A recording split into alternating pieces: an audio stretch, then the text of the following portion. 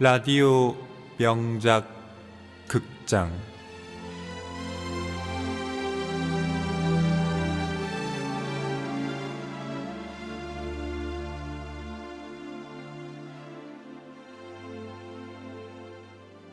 오발탄 이범선 작 박정석 연출 두 번째 38선. 그것은 아무리 자세히 설명을 해주어도 철호의 늙은 어머니에게만은 아무 소용이 없는 일이었다. 난 모르겠다. 암만 해도 난 모르겠다. 38선. 그래, 거기에다 하늘에 꾹 닿도록 담을 쌓았단 말이냐? 어쨌단 말이냐? 제고장으로 제가 간다는데 그래 막는 놈이 도대체 누구란 말이야? 이게 어디 사람 사는 게냐? 하루 이틀도 아니고.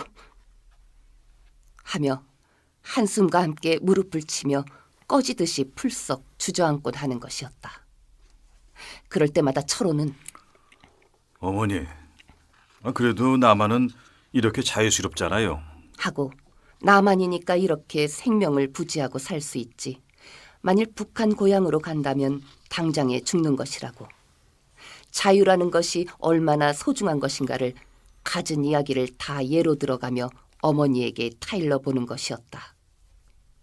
그러나 자유라는 것을 늙은 어머니에게 이해시키기란 38선을 인식시키기보다도 몇백 갑절 더 힘드는 일이었다. 아니, 그것은 거의 불가능한 일이라 했다. 그래 끝내 철호는 어머니에게 자유라는 것을 설명하는 일을 단념하고 말았다. 그렇게 되고 보니 철호의 어머니에게는 아들, 지질이 고생을 하면서도 고향으로 돌아갈 생각만은 죽어도 하지 않는 철호가 무슨 까닭인지는 몰라도 늙은 애미를 잡으려고 공연한 고집을 피우고 있는 천하의 고약한 놈으로만 여겨지는 것이었다. 그야 철호에게도 어머니의 심정이 이해되지 않는 것은 아니었다. 무슨 하늘이 알만치 큰 부자는 아니었지만 그래도 꽤 큰 지주로서 한 마을의 주인격으로 제법 풍족하게 평생을 살아오던 철호의 어머니 눈에는 아무리 그네가 세상을 모른다고는 해도 산등성이를 악착스레 깎아내고 거기에다 게딱지 같은 판잣집을 다닥다닥 붙여놓은 이 해방촌이 이름 그대로 해방촌일 수는 없는 노릇이었다. 나도 내 나라를 찾았다기 기뻐서 울었다. 엉엉 울었다. 시집 올 때 입었던 홍치마를 꺼내 입고 춤을 추었다. 그런데 이 꼴 좋다. 난 싫다. 아무래도 난 모르겠다. 뭐가 잘못됐건 잘못된 놈은 세상이지 그래. 철호의 어머니 생각에는 아무리 해도 모를 일이었던 것이었다. 나라를 찾았다면서 집을 잃어버려야 한다는 것은 그것은 정말 알 수 없는 일이었던 것이다. 철호의 어머니는 남한으로 넘어온 후로 단 하루도 이 가자는 말을 하지 않은 날이 없었다. 그렇게 지내오던 그날 6.25 사변으로 바로 발밑에 빤히 내려다 보이는 용산 일대가 폭격으로 지옥처럼 무너져 나가던 날 끝내 철호는 어머니를 잃어버리고 말았던 것이다. 큰애야, 이젠 정말 가자. 대껏 봐라. 담이 홈싹 무너졌는데 38선의 담이 저렇게 무너졌는데야. 그때부터 철호의 어머니는 완전히 정신 이상이었다. 지금의 어머니, 그것은 이미 철호의 어머니는 아니었다. 아무리 따져보아도 그것이 철호 자기의 어머니일 수는 없었다. 세상에 아들, 딸마저 알아보지 못하는 어머니가 있을 수 있는 것일까? 그날부터 철호의 어머니는 가자, 가자! 하고 저렇게 쨍쨍한 목소리로 외마디 소리를 지를 뿐 그 밖에 모든 것을 완전히 잃어버리고 있었다. 철호에게 있어서 지금의 어머니는 말하자면 어머니의 시체에 지나지 않았다. 뚫어진 창호지 구멍으로 그래도 희미한 불빛이 새어나오고 있었다. 철호는 윗방 문을 열었다. 아랫방과 윗방 사이 문턱에 위태롭게 올려놓은 등잔이 개똥벌레처럼 가물거리고 있었다. 윗방 아랫목에는 딸애가 반드시 누워서 잠이 들었다. 담요를 몸에다 돌돌 말고 반드시 누운 것이 꼭 송장 같았다. 그 옆에 철호의 아내가 두 무릎을 꿇고 앉아 있었다. 검은 헝겊과 회색 헝겊으로 기운 담요바지 무릎 위에는 빨강색 유단으로 만든 조그마한 운동화가 한 켤레 놓여 있었다.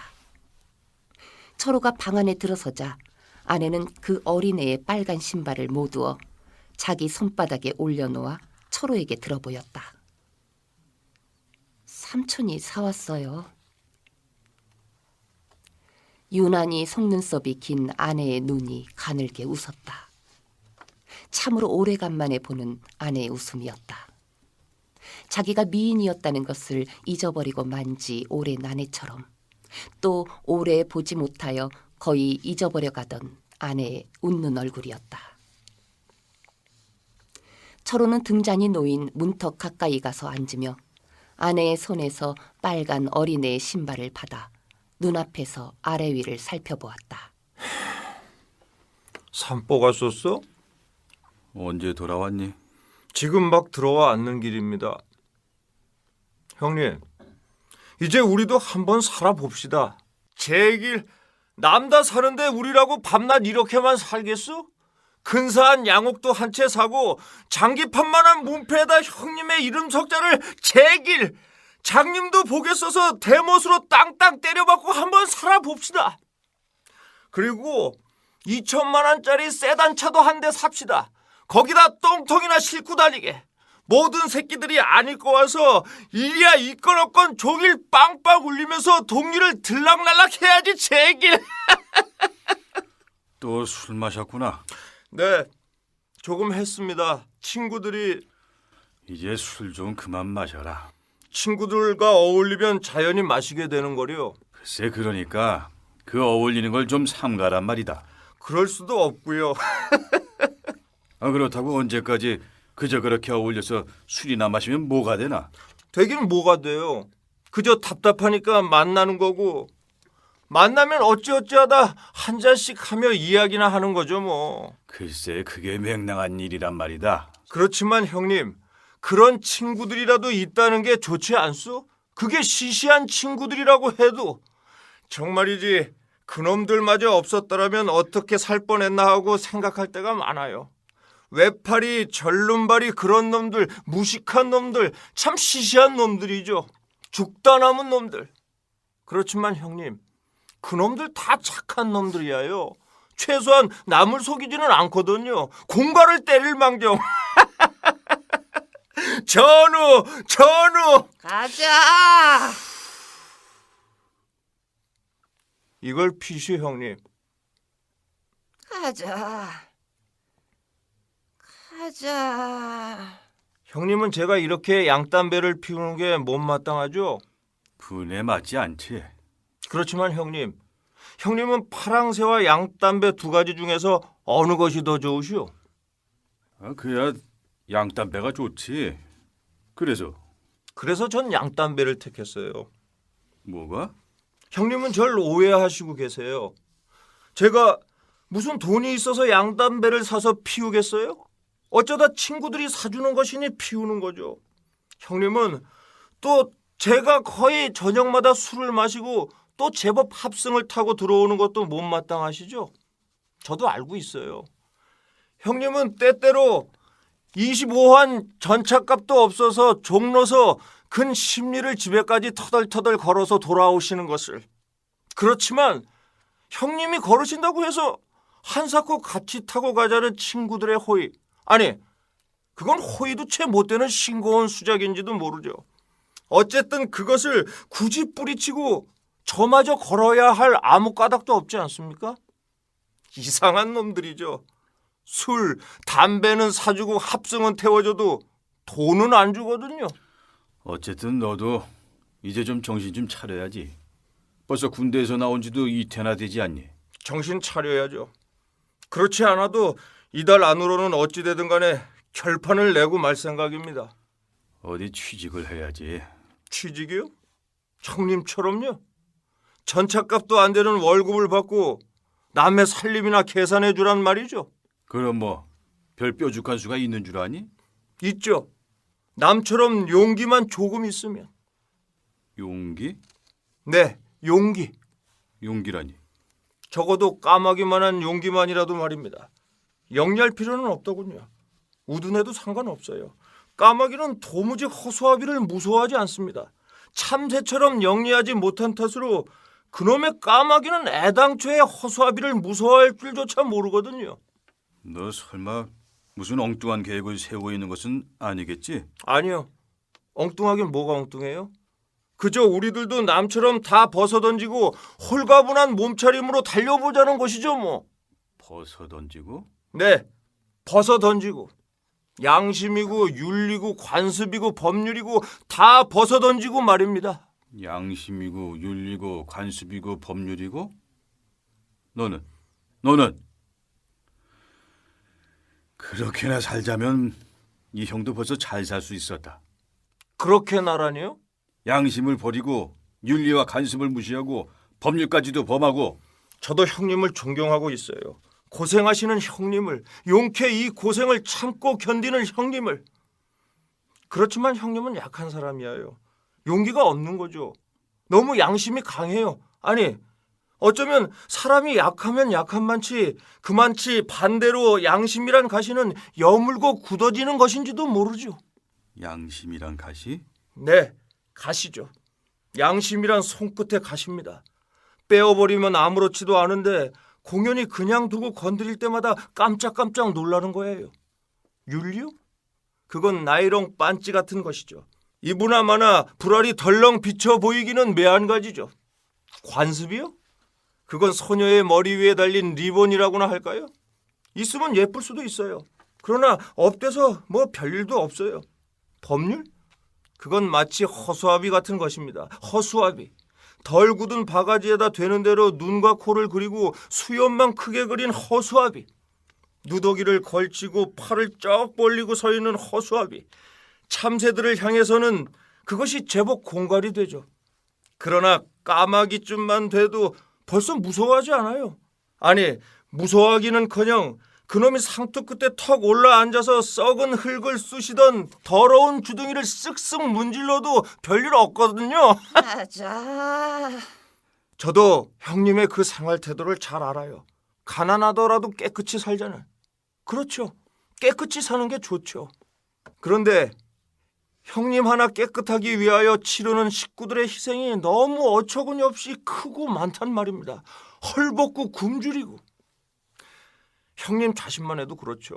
밤낮 쑤시는 충치 하나 처치 못하시고 이가 쑤시면 치과에 가서 치료를 하거나 빼어버리거나 해야 할 것 아니에요? 그런데 형님은 그것을 참고 있어요. 낯을 잔뜩 찌푸리고 참는단 말입니다. 물론 치료비가 없으니까 그러는 수밖에 없겠죠. 그겁니다. 바로 그겁니다. 그 돈을 어떻게든지 구해야죠. 이가 쑤시는데 그럼 어떻게 해요?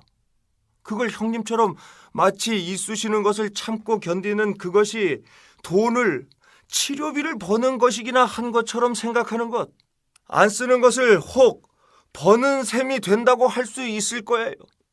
그렇지만 꼭 써야 할 때 못 쓰는 것이 버는 셈이라고는 할 수 없지 않아요? 세상에는 이런 세 층의 사람들이 있다고 봅니다.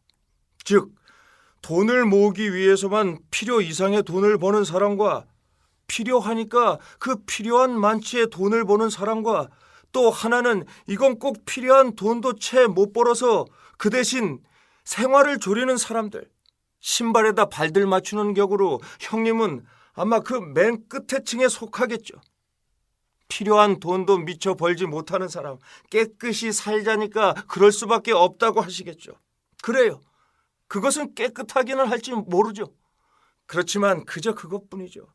언제까지나 충치가 쏘아부은 볼을 싸지고 울상일 수밖에 없죠. 그렇지 않습니까? 살자니까 돈이 필요하고요. 필요한 돈이니까 구해야죠. 왜? 우리라고 좀 더 넓은 테두리, 법률선까지 못 나가란 법이 어디 있어요? 아니, 남들은 다 벗어던지고 법률선까지도 넘나들면서 사는데 왜 우리만 옹색한 양심의 울타리 안에서 숨이 막혀야 해요? 법률이란 뭐예요? 우리들이 피차에 약속한 선이 아니에요? 가자, 그건 억설이야. 가자. 억설이요? 그럴지도 모르죠. 네 말대로 한다면 돈 있는 사람들은 다 나쁜 사람이란 말밖에 더 되나 어디? 아니죠. 제가 어디 나쁘고 좋고를 가렸어요? 나쁘긴 누가 나빠요? 왜 나빠요? 잘 사는 게 나빠요? 도시 나쁘고 좋고부터 따질 아무런 선도 없죠 뭐. 그렇지만 지금 네 말론 잘 살자면 꼭 양심이고 윤리고 뭐고 다 버려야 한다는 것이 아니고 뭐야? 천만에요. 잘못 이해하신 겁니다. 간단히 말씀드리면 이렇다는 겁니다. 즉, 양심껏 살아가면서 잘 살 수도 있기는 있다. 그러나 그것은 극히 적다. 거기에 비겨서 그 시시한 것들을 벗어던지기만 하면 누구나 틀림없이 잘 살 수 있다. 그것이 바로 억설이란 말이다. 마음 한구석이 어딘가 비틀려 사는 억지란 말이다. 글쎄요. 마음이 비틀렸다고요? 그건 아마 사실일는지는 모르겠어요. 분명히 비틀렸어요. 그런데 그 비틀리기가 너무 늦었어요. 어머니가 저렇게 미치기 전에 비틀렸어야 했죠. 한강 철교를 폭파시키기 전에 말입니다. 하나밖에 없는 누이 동생 명숙이가 양공주가 되기 전에 비틀렸어야 했죠. 환도령이 내리기 전에, 하다못해 동대문 시장에 자리라도 한 자리 비었을 때 말입니다. 그리고 이놈의 배때기에 지금도 무슨 내장이기나 한 것처럼 박혀있는 파편이 터지기 전에 말입니다. 아니, 그보다도 더 전에 제가 무슨 애국자나처럼 남들이 다 기피하는 군대에 어머니의 원수를 갚겠노라고 자원하던 그 전에 말입니다. 그보다 더 전에, 썩 전에 비틀렸어야 했을지 모르죠. 나면서부터 비틀렸더라면 더 좋았을지도 모르죠. 그렇지만 인생이란 그런 게 아니야. 넌 아직 사람이란 어떻게 살아야만 하는 것인조차도 모르고 있어. 그래요. 사람이란 과연 어떻게 살아야 하는 것인지 정말 모르겠어요. 그렇지만 이제 이 물고 뜯고 하는 마당에서 살자면, 생명만이라도 유지하자면 어떻게 해야 하는지는 알 것 같아요. 가자. 또 어머니는 가자고 했다. 영우는 아랫목으로 눈을 돌렸다. 철호는 길게 한숨을 쉬었다. 등잔불이 크게 흔들거렸다. 방 안의 모든 그림자들이 움직였다. 집 전체가 그대로 기울거리는 것 같았다. 그것뿐 조용했다. 밤이 꽤 깊은 모양이었다. 세상이 온통 잠들고 있었다.